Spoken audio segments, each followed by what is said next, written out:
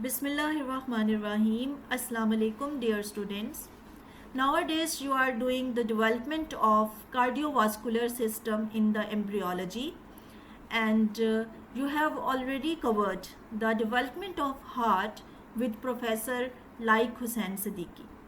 Now, I am moving on to the development of blood vessels, which is also the part of cardiovascular system. So, in the lectures which are covering the development of the blood vessels in human, this includes the development of the aortic arches, and each aortic arches corresponds to the pharyngeal arches of the embryo, and they have their respective arteries. Then from these aortic arches, the development of arteries, then the arterial vascular development in rest of the body, and venous system development.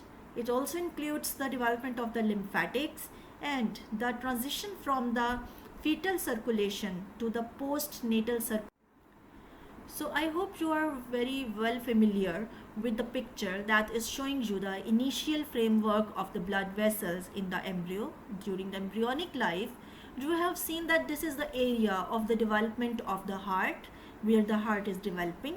And if you see the arterial system during that period, there is this area which is representing the pharyngeal or branchial arches, which is responsible for development of head and neck region.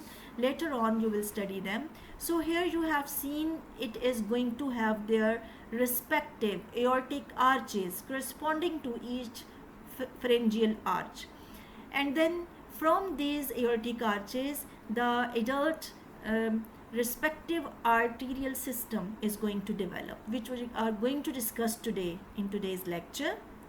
Then from the yolk sac, you can see this is the vitelline blood vessels. These are the vitelline artery and the veins. And from the umbilical cord, that is another third set of the blood vessel, which is going to supply the blood and draining the blood from the embryo. So these are the umbilical arteries and the umbilical vein.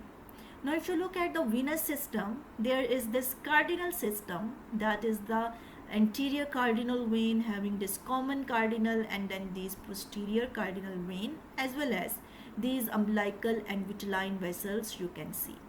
So these are the initial blood vessels which are present here, and now you know very well that these blood vessels are going to develop through two processes. There are the two mechanisms by which the blood vessels are developing. Number one is the vasculogenesis, in which you have seen that the vessels, these are going to arise from the angioblastic areas, where the blood components, these are collected, and from there they are going to transform into the blood vessels. And then is the angiogenesis, is the process through which there is sprouting out and branching of the already developing that vessels through vasculogenesis. These sprout out and they are going to give rise the branches, which is the process of angiogenesis. So there are two processes which you have already discussed in the previous lectures, that there is the vasculogenesis and angiogenesis, through which the so first of all, giving you some concept of these pharyngeal arches, which are going to have their corresponding aortic arches. So these are these mesenchymal proliferated areas in this head and neck region.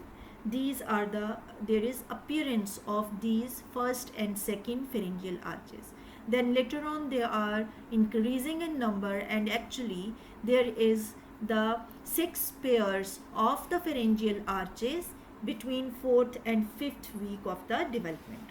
So these arches, these are appearing between 4th and 5th week of the development, and as well as they are going to have the respective aortic arches and their own cranial nerves as well.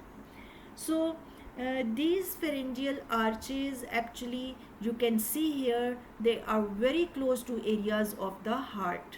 Initially you can see this is the area where the heart bulge you can appreciate. The heart is developing here, and definitely the aortic truncus arteriosus that is very close towards that pharyngeal arches. These pharyngeal arches, you have seen that between the 4th and 5th week of the development, these pharyngeal arches develop, and they are going to have their own respective aortic arches, and these are 6 pairs of the pharyngeal arches as well as aortic arches, and they are going to have their own nerve as well. So the areas which are going to develop through these pharyngeal arches, they will have their own nerve. You will going to discuss them in the development of head and neck. So you have seen they are very close to the area of the developing heart, and these area of the development of the heart, its cranial most portion where they are going to attach with the dorsal aorta. Here these pharyngeal arches and their respective aortic arches are going to start appearing. So first of all, there is appearance of that first aortic arch, and you must remember that these are going to appear cranial to caudal direction. They are having cranial to caudal sequence. They are not appearing simultaneously all together. So first of all, there is appearance of the first arch, then second arch, and when there is the appearance of 5th and 6th arch, these first and second arch are going to disappear or going to have their adult remnants. So these areas you have seen where this heart tube is going to develop. Its cranial end, which is the area where the truncus arteriosus is showing the aortic sac. From that aortic sac, these aortic arches are going to start appearing and developing. So you can see here, this is the whole portion of the developing heart, and this is the area of the truncus arteriosus which is showing you that aortic sac. So from that aortic sac area, that is the most dilated and distal part of truncus arteriosus, these aortic arches are going to appear. So from at one end, these are going to originate from the aortic sac, and on the other side they are going to connect with the dorsal aorta which is present on each side. So these are going to connect ultimately with the dorsal aorta on right and left side. So in the area where these aortic arches are going to develop, these dorsal aorta are separated. They are separated from each other, and beyond these areas of aortic arches, then later on these right and left dorsal aorta fuse together, making a single blood vessel. So you can see here that this is the area of aortic arch 1, this is aortic arch 2, then you can see the aortic arch number 3, 4, 5, and then there will be the 6, and these are going to be denoted as and numbered as the Roman numbers. You can see we are using that Roman numbers, they are going to labeled. So here you can see, first of all, these are going to arise from most distal part of truncus arteriosus, that is aortic sac, and then on each side these aortic arches are going to join with the dorsal aorta.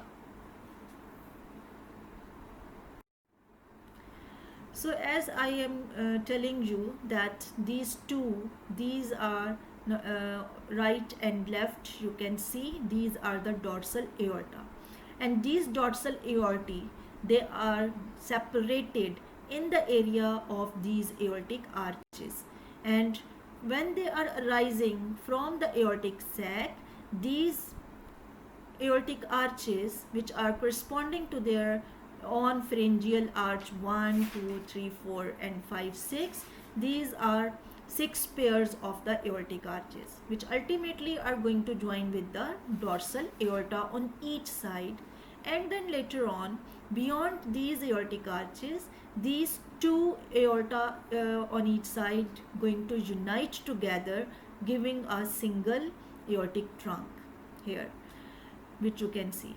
And this one, that is a portion of the development of the heart, and this is showing you the area of aortic sac.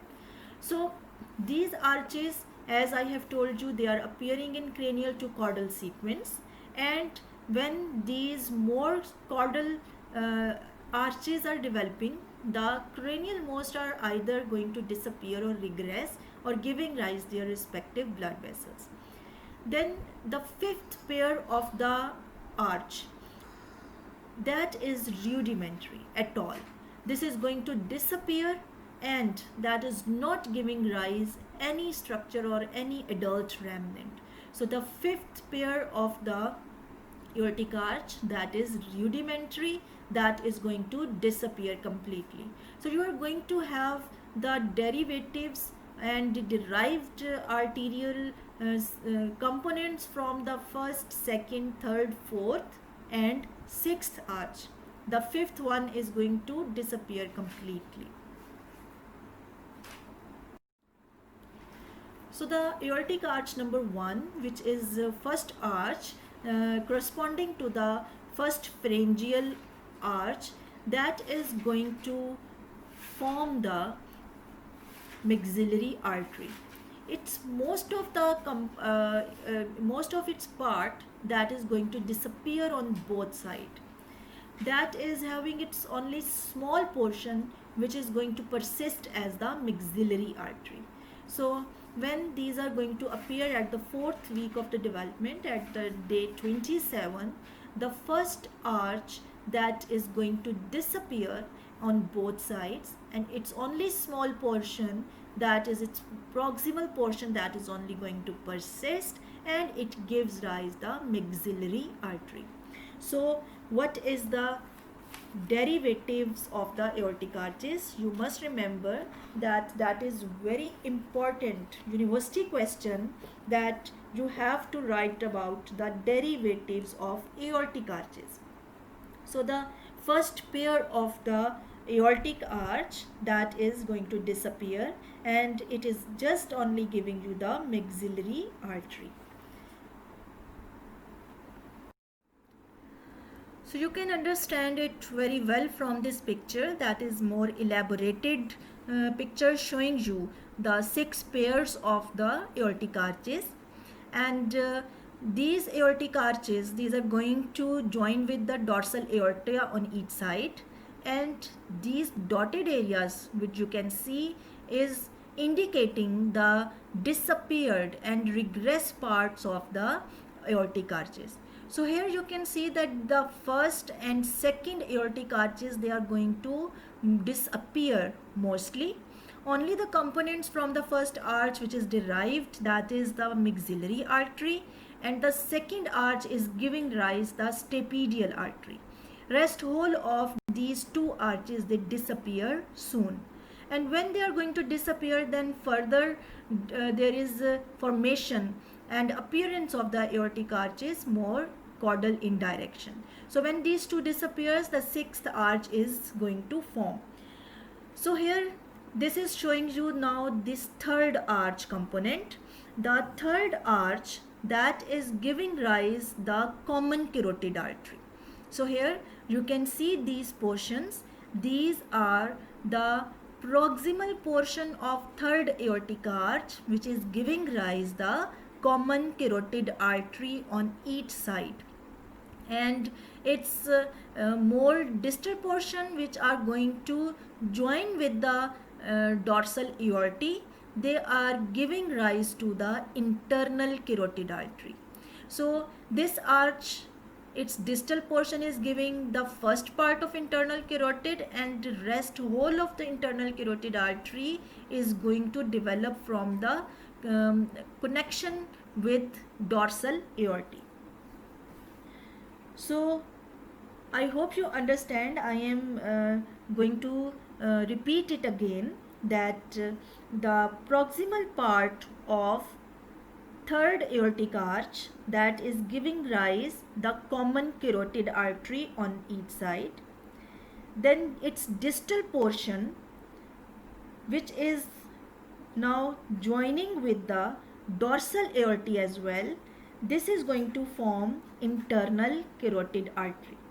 So you can very easily say that the common carotid artery and first initial proximal part of the internal carotid artery arises and derived from the third aortic arch, and remainder portion, the remaining next distal portion of internal carotid artery, that is formed by its union point and the portion of dorsal aorta.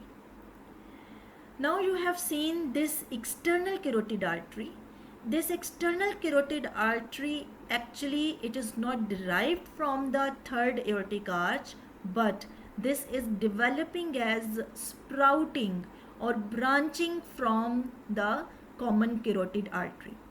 So the external carotid artery that is going to sprout out, and it is the branch of the common carotid artery from its third arch component.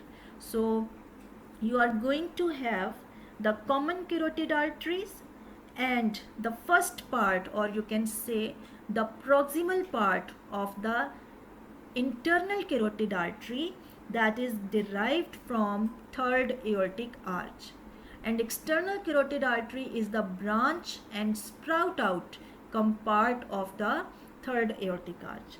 So actual derived structures are common carotid artery and the proximal portion of internal carotid artery. The remainder part of the internal carotid artery is from dorsal aorta, and external carotid artery is from the branch from this third arch from its common carotid artery component. So these are the structures which are derived from third aortic arch. Now moving on to the fourth aortic arch. Now if you see this fourth aortic arch area, now you can see here that this is very close area of the aortic sac. As you have seen that the aortic sac is going to give rise two horns on the right and left side. It is giving rise the two horns. So on the right side, its right horn is giving the brachiocephalic artery, and on the left side it is giving rise the arch of aorta. So the arch of aorta, its more initial proximal part that is derived from the aortic sac, horns of the aortic sac. So if you see the fourth aortic arch, then its structure, it is going to persist on both sides, and ultimately it is giving rise different structure on the right and left side. So first of all, if you look at this left side, that here it is going to form the arch of aorta between the left common carotid artery and region of the subclavian artery. That portion is from the fourth aortic arch. Then it is going to form on the right side. If you see, it is giving rise the most proximal segment of right subclavian artery. The distal part of it is formed by the portion of the dorsal aorta. Now you can see here that on this more distally, this is giving this portion of the dorsal aorta which is completing the right subclavian artery. So on the right side, the right horn of the aortic sac, that is giving rise the brachiocephalic trunk, brachiocephalic artery, and the fourth arch component is giving rise this more distal part of the right, most proximal part of the right subclavian artery, and distal part of right subclavian artery is formed from the dorsal aorta. So very easily you can see, now tell me how the right subclavian artery is developed. The right subclavian artery is developing, its proximal part is developing from the fourth aortic arch, and its distal part is developing from the dorsal aorta, where this fourth aortic arch is joining it. This dotted line is indicating the disappeared portion, the regressed portion of the dorsal aorta. So here this is persisting as the distal part of right subclavian artery. So that is the derived structure of the fourth arch on the right side. Repeating for you again, on the left side, the most proximal portion of arch of aorta is derived from aortic sac, left horn of aortic sac. Then you can see this is the area where the internal common carotid artery is joining the arch of aorta. So between this common carotid artery and the area from where the left subclavian artery is arising, in this portion which is between these two arteries is a derived structure from the fourth aortic arch. And then this is going to complete more distally by the dorsal aorta. So there are three components I will show you in the next slide, from which the arch of aorta is arising from the fourth aortic arch on the left side. What is going to happen on the right side? The right horn of the aortic sac is giving rise brachiocephalic artery. The fourth aortic arch more proximally it is giving rise the proximal portion of right subclavian artery, and this right subclavian artery is going to complete more distally by the fusion and persistent part of the right dorsal aorta. So that's how there are different structure on the right and left side from fourth aortic arch. So you must remember them. Then fifth aortic arch, as I have told you, that is going to disappear. It is not giving rise any structure, so this is going to disappear completely. And the sixth arch, if you see here, this sixth aortic arch, that is again giving rise to different structure on the right and left side. If you see on the right side, this is just giving rise the right pulmonary artery. This one, this right pulmonary artery is derived from the right sided sixth aortic arch. On the left side, the sixth aortic arch, that is going to give rise the left pulmonary artery. Here you can see the left pulmonary artery, and this portion which is the ductus arteriosus, that is the vessel, the communicating vessel between this left pulmonary artery and the aorta, more distal portion of arch of aorta. So this is the ductus arteriosus, and left pulmonary artery, this is derived from the sixth aortic arch on the left side, and on the right side it is giving rise the right pulmonary artery. This is very important branch here, you can see that is developing and it is growing towards the lung bud, and now you can see here that this is giving rise very important components on the right side. The proximal part becomes the proximal segment of right pulmonary artery, and its distal part, which is connected with the dorsal aorta, that disappeared. This dotted line you can see, right? So the proximal portion is giving rise the pulmonary artery, and distal portion which is going to join the dorsal aorta, that is going to disappear. And on the left side, its proximal portion is giving rise the left pulmonary artery, and then its more distal portion is giving rise, which is connecting with that dorsal aorta, that is giving rise the ductus arteriosus. So this is only going to persist in intrauterine life, as you have seen later. So these are the derived structures from the whole 6 pair of. So you can see here that this aortic sac, that is very important. The portion of aortic sac which is going to shown here with that one, this is the green and this blue color, they are giving rise right and left horns, and then subsequently they give rise on the right side to the brachiocephalic artery, and on the left side the proximal portion of aortic arch respectively, as you have already seen. So here this is going to form this proximal portion in adult blood vessel. This is the proximal most portion of the aortic sac giving rise the arch of aorta on the left side, and here this is giving rise this brachiocephalic artery, and the fourth arch is giving the subclavian artery. Then you have seen this sixth arch. Sixth arch is developing into the right and left pulmonary arteries, along with that ductus arteriosus on the left side.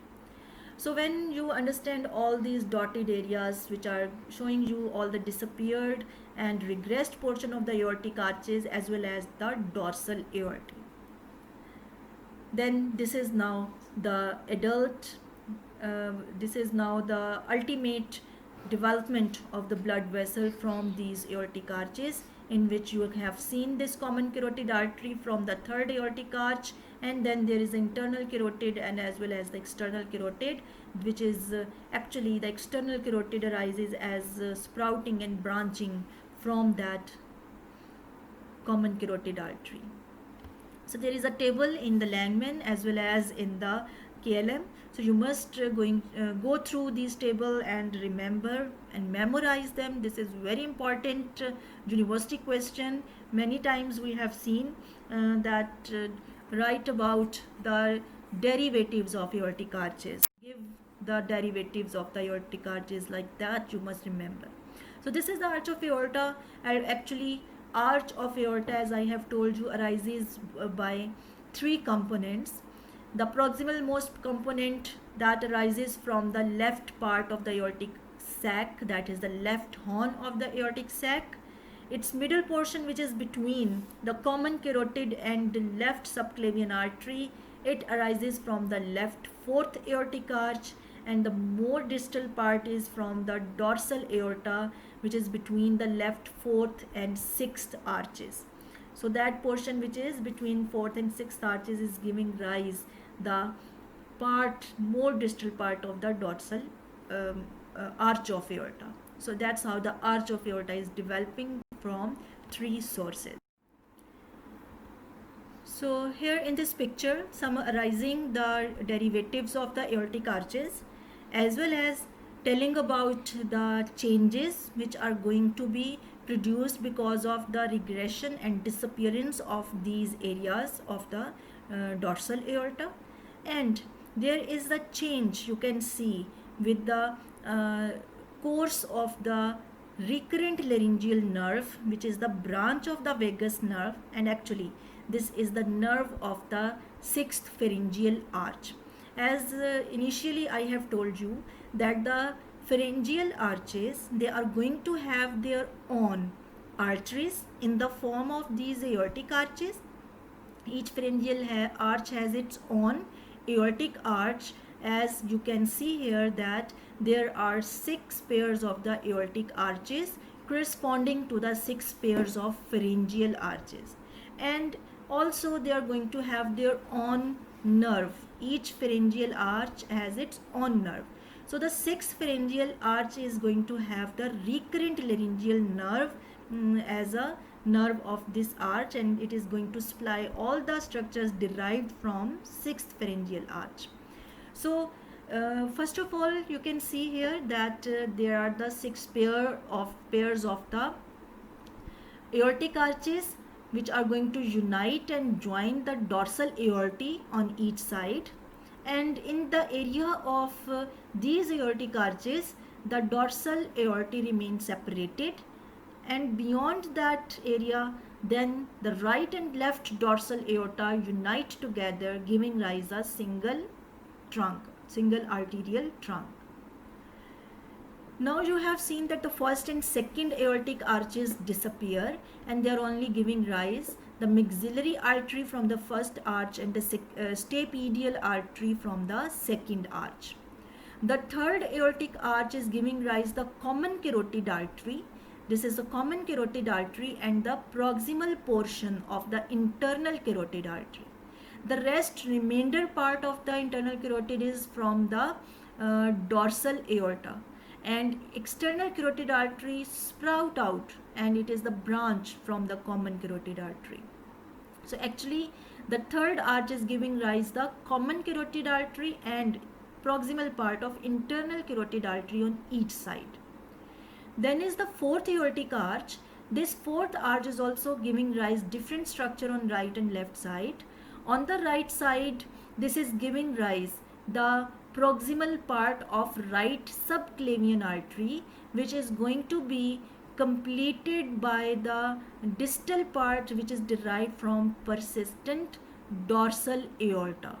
So dorsal aorta in the region of the fourth aortic arch give rise to the distal portion of right subclavian artery, and the brachiocephalic trunk is actually the rising from the aortic sac. From the left side, this aortic sac is giving rise the proximal part of arch of aorta. Then it is giving rise from the fourth aortic arch, which is the area between common carotid artery and left subclavian artery, that portion of arch of aorta, and the remaining portion of arch of aorta is from persistent part of dorsal aorta on the left side in this region. So here this portion, this dotted line is indicating the portion of this dorsal aorta, this one, which is between the third and fourth aortic arch. This portion of dorsal aorta which is between third arch and fourth aortic arch, this is known as carotid duct. This carotid duct you can see here shown as dotted line, so this is going to obliterate again. So this is going to be obliterated as well. So that is the portion between third and fourth aortic arch, the portion of dorsal aorta is going to disappear. The right sided dorsal aorta, it is disappears here in the right side. The dorsal aorta which is between this seventh intersegmental artery and its union with the right sided dorsal aorta here, this portion, the junction between, which is the union and junction point between the right dorsal aorta and beyond that seventh intersegmental artery, this portion of right dorsal aorta disappears. So here you can see this dotted line again, this is going to disappear. And the one here, this seventh intersegmental artery on the left side is giving rise the left subclavian artery. Whenever there is the cephalocaudal folding and the heart which is going to ultimately reside in its actual position in the thorax, then this left subclavian artery also ascends up and shifts more closer towards the common carotid artery, and it is arising directly here, you can see, as from the arch of aorta. It just looks like it is arising from the arch of aorta. So this is because of the elongation, and this is the later on when there is the shifting of the heart into the thorax, and these all blood vessels, they ascend higher up, and then there is shifting of that left sided subclavian artery more closer to the common carotid artery. Now moving on to this portion, which is, you can see here, this is the uh, recurrent laryngeal nerve, which is the nerve of the sixth pharyngeal arch. It is arising from the vagus nerve. So it has to ascends up to supply the larynx, and also its name recurrent indicates as its course has to move back and ascends up. So it has to hook around to the ligamentum arteriosum. Here you can see it hooks around that ductus arteriosus, which ultimately becomes the ligamentum arteriosum, and then it hooks around that arch of aorta, ascends up to supply the larynx and other respective structure from sixth pharyngeal arch.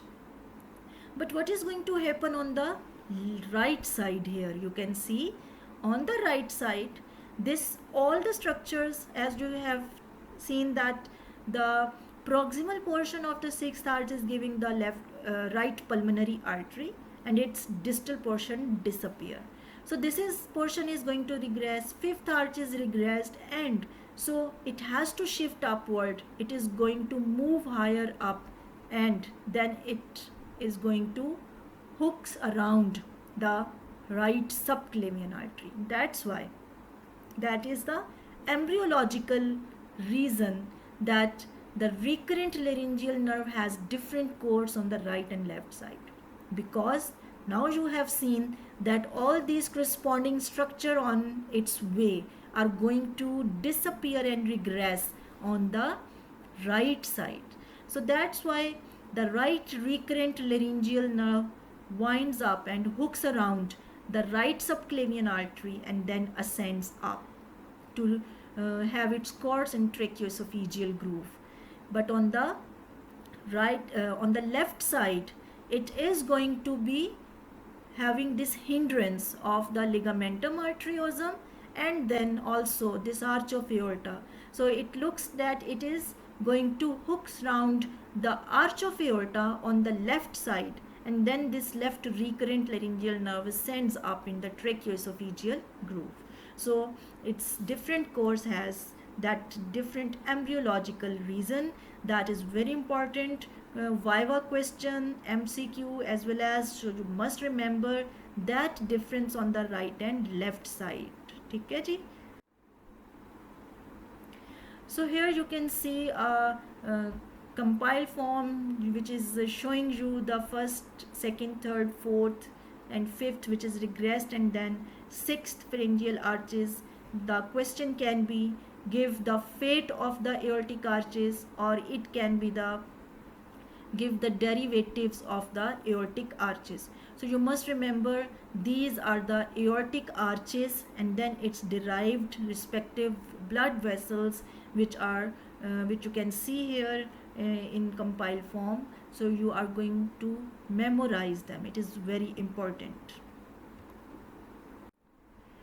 So students, I'm going to end up here with today's lecture. That is very important. Please memorize all of the structures which are derived from the aortic arches. So these can also be known as the fate of the aortic arches. So please mark a star or very important on the topic of the aortic arches in your book. That is very important university question. I hope you understand it very well. If still you have any query or any problem to discuss with me, you can freely call me, or you can free to contact me. Thank you very much.